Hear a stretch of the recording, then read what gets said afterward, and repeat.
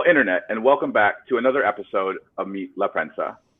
Mohammad Anwar was a 66-year-old Uber driver here in Washington, D.C., who was brutally murdered in a video that's gone viral all over the Internet. Mohammad Anwar was a Pakistani-American.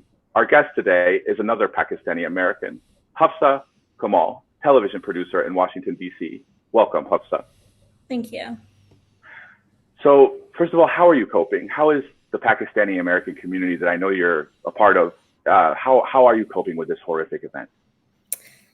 Honestly, it's been really hard on everyone. I believe the video of the carjacking went viral Saturday night, and since then I've been getting multiple text messages, calls from people. We're all talking about it. It's so heartbreaking because this could have been any one of our dads. It could have been any one of our moms, our uncles, and it's the story of so many immigrants who come to this country to make a better life. They work, all these different types of jobs just to make ends meet. It reminds me of my own father when he came to America. He is now a well-respected physician in Tennessee, but before that, he used to work at a gas station, very late night shift, and he was mugged and held at gunpoint many, many times.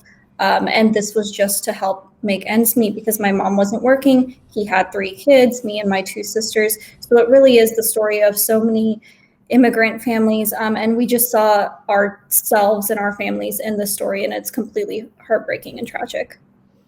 Wow. Well, obviously this incident, the murder of Mohammad Anwar, is not been classified as a hate crime, but there has been a quantified rise in hate crimes against Asian Americans in the United States. This has been a story that's been really discussed a lot. How are you, as an Asian American in the United States, sort of dealing with this rise in animosity against your people? It's hard because I don't know. We don't know what to do. I mean, there's people like me and so many others. We're screaming at the top of our lungs, stop Asian hate. But we're also just trying to figure out what can we do? How can we educate people? How can we make it stop? Going back to the Mohammad Anwar story, I mean, there's so many questions it begs. Do we need more law and order back on our streets? I saw on Metropolitan Police Department's website that carjackings have gone up since 2020. I believe it was about 35 or 36% since 2020, and robberies have gone up 6%. So there's clearly a problem. I know in DC specifically, it's not the highest level of carjackings compared to other places in the country, but it's becoming a problem. And then within the Asian American community, you see it happen earlier this week. You see, what happened in Georgia, and it's consistent. I wish I had a better answer for you, but I also feel a little bit helpless too. I don't know what we can do. I'm doing my part as a television producer, trying to get our stories on air. And then that's a big reason why I went into journalism in the first place, to tell our stories on air, because we are so underrepresented. So I've seen that you're not only a proud Asian American, but a proud Muslim American too. And Muslim Americans have been through a lot, especially since 9/11. So over the decades now since 9/11, are there any lessons that you can apply from your struggle, or from the struggle of being a Muslim American in this country to now the unfortunate struggle of being an Asian American too?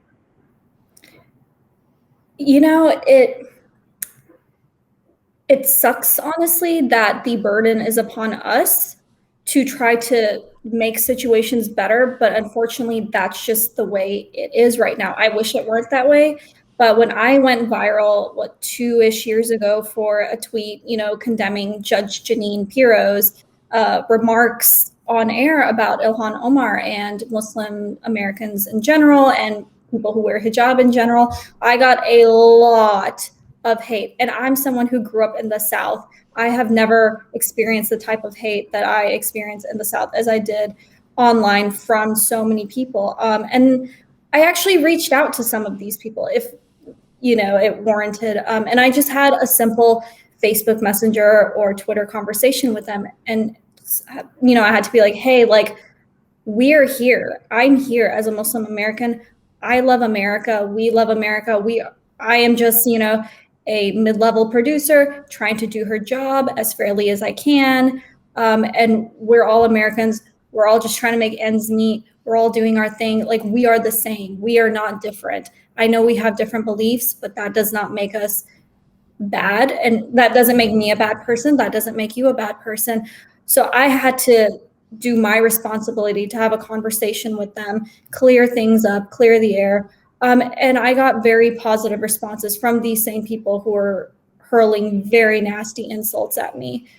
But it worked. I think right now, I don't know when this will change, that the burden will not be upon us anymore. But right now, I believe, in my own opinion, it is.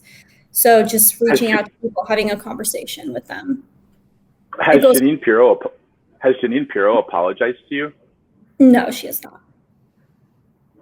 So the question that we always ask first-time guests is, why journalism? First-time guests from the press. So why journalism? What got you into journalism? What got you into the craft? And what keeps you motivated?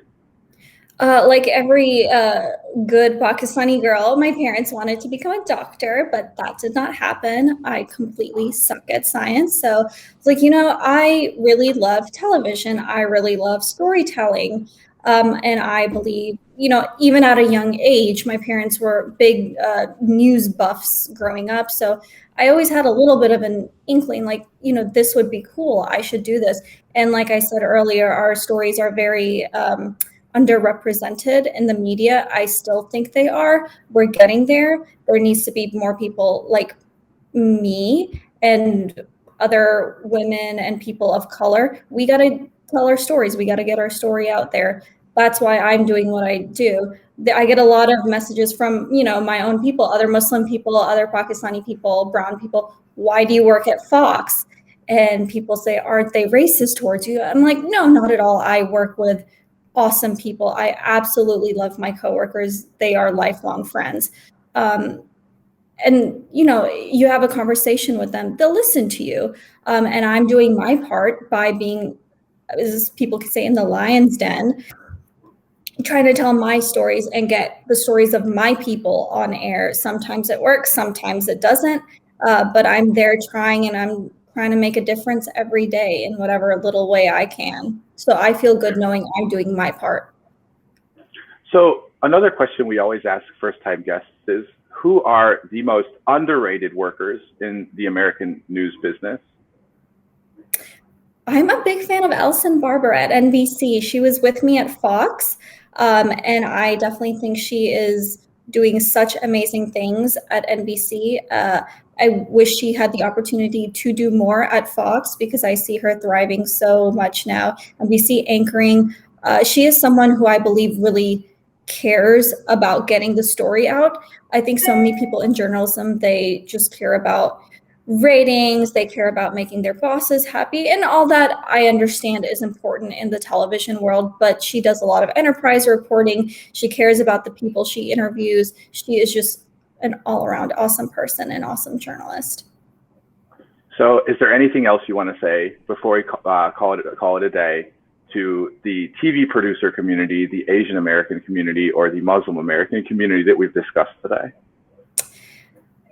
Keep going at it. Come into this industry. I know, it gets a bad rep. It doesn't pay a lot. I get that. But we need people like us. We need people like us to tell our stories, because other people aren't. We have to kind of count on ourselves to do this. And I just really recommend people go into this industry, whether it be come work at Fox News. I've tried to get other folks that I know, recommend them for other entry-level jobs at Fox. I want to see people at Fox. I want to see my people in the industry. I want us to do well. I want us to thrive, and I want us to prosper. Thank you so much for joining Meet La Prensa. You can find Hufsa's Twitter account in the description for this video, which I hope you will watch, like, and hit subscribe.